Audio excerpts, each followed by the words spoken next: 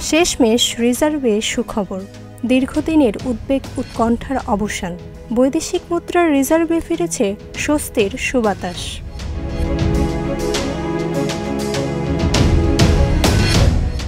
সংবাদ মাধ্যমের বরাতে জানা যায়, বাংলাদেশ ব্যাংকের সবশেষ তথ্য মতে দেশের মোট রিজার্ভ এখন দাঁড়িয়েছে 30.07 বিলিয়ন ডলার।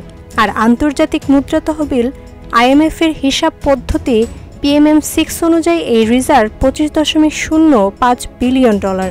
তবে সবচেয়ে বড় চমক হলো ব্যবহারযোগ্য রিজার্ভের হিসাব অনুযায়ী, যা সাধারণত প্রকাশ করা হয় না। সেই রিজার্ভ এখন 20 বিলিয়ন ডলারের কাছাকাছি। মানে প্রতি মাসে 5.5 বিলিয়ন ডলার করে ধরলে 3 মাসের বেশি আমদানি ব্যয় কভার করা সম্ভব।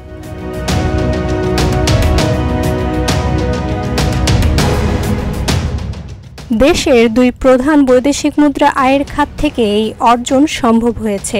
রপ্তানি আয় এবং রেমিটেন্স দুটোই বেড়েছে উল্লেখযোগ্য হারে। এছাড়া বাংলাদেশ ব্যাংক টানা 10 মাস ডলার বিক্রি বন্ধ রেখেছে, যার ফলে ডলারের চাহিদা কমেছে আর বাজারে ফিরেছে স্থিতিশীলতা।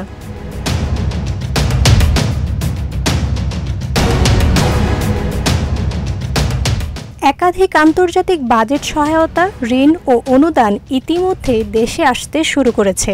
সামষ্টিক অর্থনীতি, রাজস্ব প্রশাসন ও ব্যাংকিং খাতে সংস্কারমুখী উদ্যোগে বিদেশি অর্থের আস্থা বাড়ছে। এরই মধ্যে ডলারের বিনিময় হারেও পড়েছে ইতিবাচক প্রভাব। ডলারের দাম কিছুটা কমলেও অত্যধিক যেন কমে না যায় তা নিশ্চিত করতে বাংলাদেশ ব্যাংক নিলামের মাধ্যমে আবারও বাণিজ্যিক ব্যাংক থেকে ডলার কিনতে শুরু করেছে, যাতে বাজারে অস্থিরতা না ফেরে।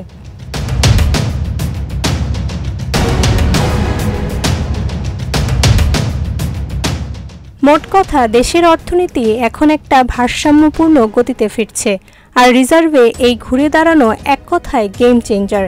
6 আগস্ট রাতে বাংলাদেশ ব্যাংকের নির্বাহী পরিচালক ও মুখপাত্র আরিফ হোসেন খান সংবাদ মাধ্যমকে এসব তথ্য জানিয়েছেন। এ খবরে দেশের অর্থনৈতিক বিশ্লেষকরা বলছেন, এই ধারা অব্যাহত থাকলে আগামী প্রজন্মের জন্য আর্থিক নিরাপত্তার ভিত শক্তিশালী হবে। জান্নাতুল মাওয়া, প্রজন্ম 24।